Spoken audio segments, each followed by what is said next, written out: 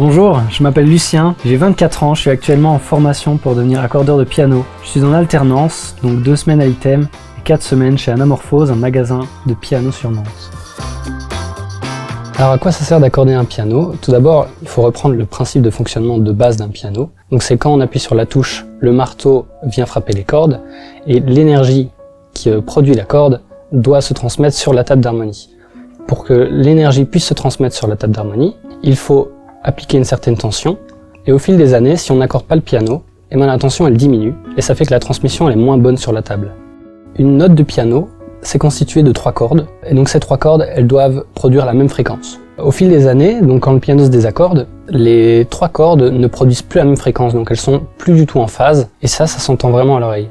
Alors le premier outil pour accorder un piano, c'est ceci, donc c'est une clé d'accord, qui va nous permettre de tourner les chevilles et pouvoir accorder les pianos.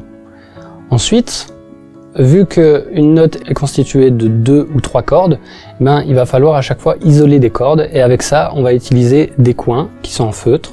Donc on a ici la bande de feutre qui va nous permettre de réaliser notre partition. Un piano, en général, ça prend 60 minutes à accorder, donc il faut pas mal de patience, il faut de la précision, de la minutie, et donc c'est vraiment le moment où on est tout seul avec l'instrument.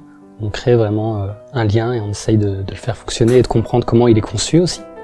Et ça apporte vraiment beaucoup de calme. Ça reste un métier passion et moi je recommanderais de pratiquer aussi l'instrument.